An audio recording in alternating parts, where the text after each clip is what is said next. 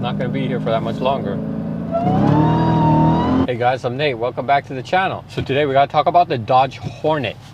I know, not the usual Challenger or Hellcat talk today. All right, so what is the Dodge Hornet? So Dodge Hornet's going to be Dodge's mid-size, compact mid-size SUV that's coming out in, I think, this year actually. So end of 2022, you're going to be able to get a Hornet GT, I think. Has the Hurricane inline 4, whatever random SUV it is. But the interesting Hornet model is going to be the one that comes out next year, 2023 spring, which is the RT. And I think Dodge has a potentially successful formula with this car. I'll tell you why. So the Hornet RT is going to be a plug-in hybrid electric vehicle, so PHEV, right?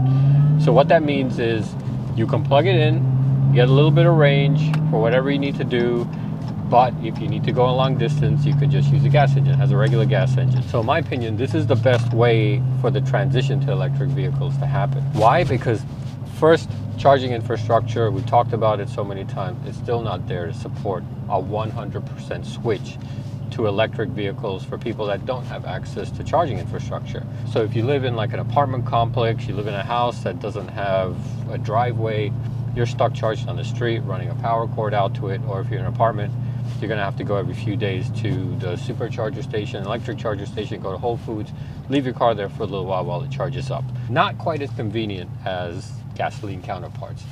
But with a plug-in hybrid electric vehicle, you kind of get the best of both worlds. Now, yeah, these cars don't have the range of a full electric vehicle. So you're not gonna be able to go 200, 300 miles on full electric, but you're going to be able to go, like, let's look at the RAV4 Prime, which is actually a very successful car. It's really hard to find one of those.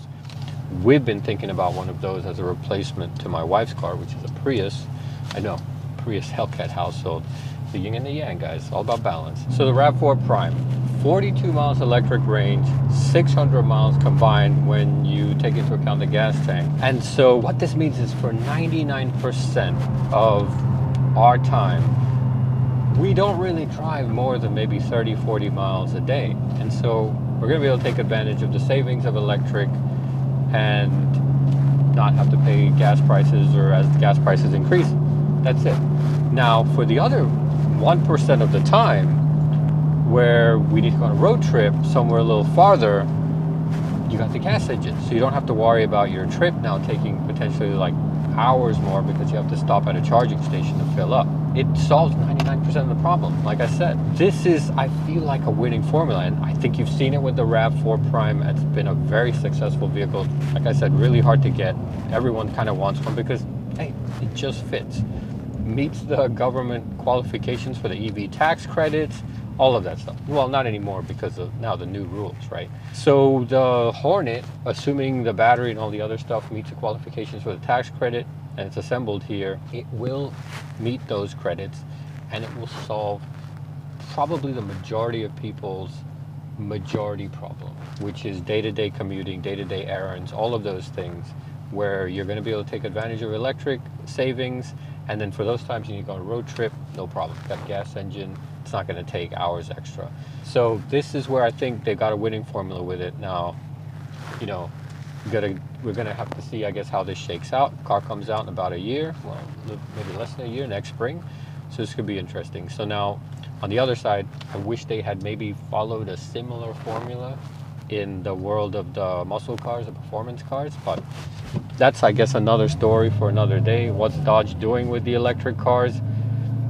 There's rumors here that they're not going to completely kill these cars. This is all just a marketing ploy to get people to accept the fact that we're not going to have V8s. I've toyed with an idea here on the Hellcat, which I think would be interesting, which is the Hellcat's Achilles heel is probably traction, right? 275 tires definitely don't give it justice, but you put this car with wider tires in the back, or if it's all-wheel drive, like this electric vehicle is going to be, then you kind of solve that traction problem, and now you have a car that has more performance, is able to hook at the track. What if they'd done the same thing? What if they'd come in with like a plug-in hybrid electric vehicle version of the Hellcat or the Challenger Charger that would basically have allowed it to have motors just in the front wheels, keep the back wheels for the gas engine, tune it so they all work together. You get that traction advantage at the strip if you need for acceleration, and you can use the electric motors or drive around as a front wheel drive car if you're trying to save some gas, want to put an electric motor. I don't know, maybe. Some of y'all who are mechanical engineers can maybe pick that apart, because maybe it doesn't make sense at all. So here's some of that glorious supercharger wire that's not going to be here for that much longer.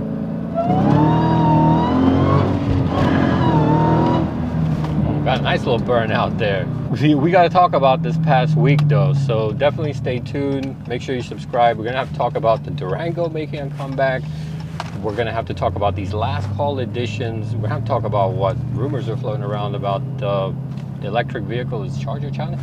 May it still be sticking around? So stay tuned. We'll talk about those in coming up episodes. So I don't know, what do you guys think about the Dodge Hornet? You think, I mean, you know, SUVs are here to stay. It's the bread and butter of the industry nowadays. A little bit of a larger vehicle. It's still the same platform as a car, and people like them, right? For better or worse. So what do you guys think? You guys think the Hornet's going to be a successful vehicle here for Dodge? Do you think that it's going to flop? What do you guys think about the plug-in hybrid? Love to hear from you guys. All right, well, I hope you guys enjoyed this video. Check out these next ones, and I'll see you then. Thanks. Bye.